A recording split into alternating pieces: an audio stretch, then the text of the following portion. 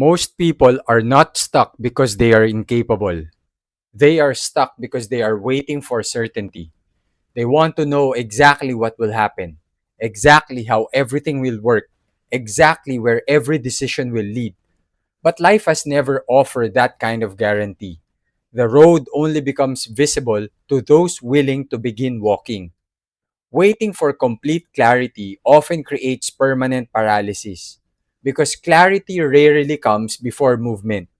It usually comes because of it. If you've been waiting until you feel completely ready, this message is for you. You do not need the entire map. You only need enough courage to take the first step. Chapter 1: Stop waiting for the perfect plan. Imagine standing at the bottom of a mountain. You know where you want to go. You can see the summit, but you cannot see every turn in the trail. You cannot predict the weather. You cannot know every obstacle waiting ahead. Would you refuse to climb simply because you cannot see the entire path? Of course not. You begin. One step reveals another. The trail becomes clearer as you move. Life works the same way. Many people spend years planning a journey they never start, not because they lack ability, but because they are waiting for certainty that never comes. The perfect plan is often the enemy of meaningful progress. Chapter 2: The headlights only show the next few meters. Imagine driving through a heavy fog at night. You cannot see the entire highway.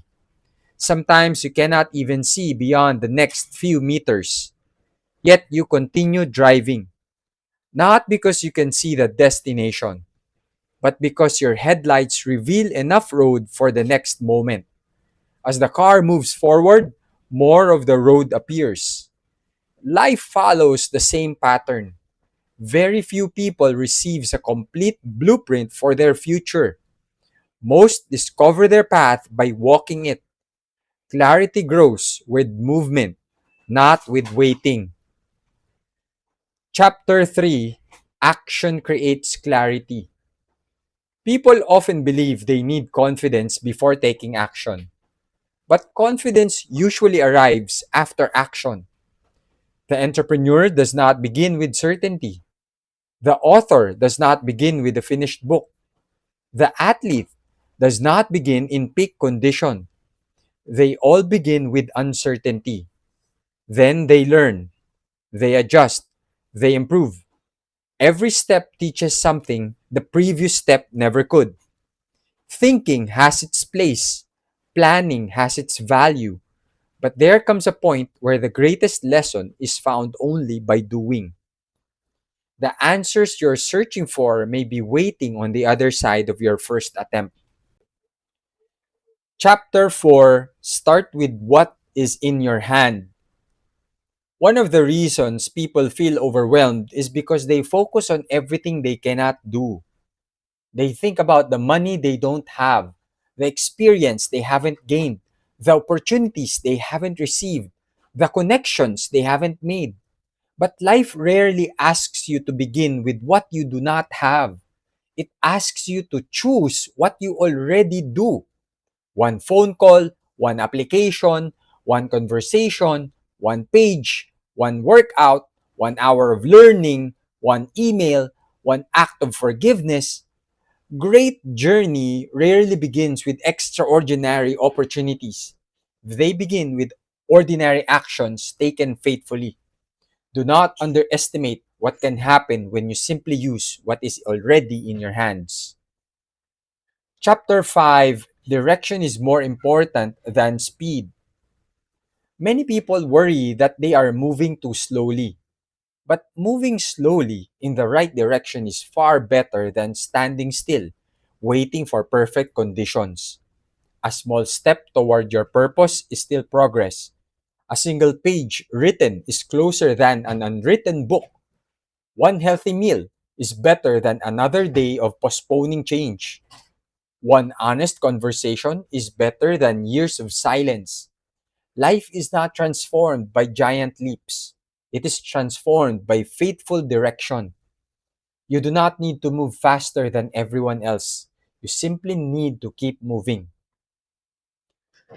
Chapter 6. Trust what the journey will teach you. No one begins as an expert. Every meaningful skill is learned along the way. The mistakes you fear will often become your greatest teachers. The setbacks will strengthen your resilience. The unexpected detours may introduce you to opportunities you never planned before. Looking back, many people realize that what felt like a wrong turn became one of the most important parts of their journey. Not because every difficulty was good, but because every experience taught them something they could not have learned any other way. Trust the process of learning. Trust your ability to grow. Trust that every step has something to teach you. Chapter 7. The first step changes everything. One day, someone may ask how you found your way. They may assume you had a perfect plan, a detailed roadmap, complete confidence.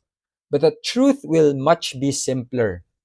There was no perfect plan, only one decision to begin, then another and another. Looking back, the journey will seem obvious. But while living it, it was discovered one step at a time.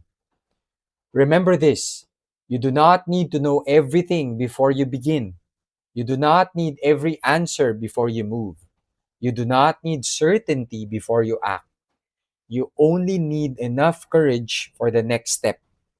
Because clarity is not something you wait for, it is something you walk toward. The road has never revealed itself to those who stood still. It has always revealed itself to those willing to move, even when they could only see the next few meters. So if you do not know where to start, start here. Start small. Start imperfectly. Start today. Because one day you will look back and realize that the smallest step you almost didn't take became the beginning of everything. Remember this: you do not need the whole map, you only need the courage to take the first step.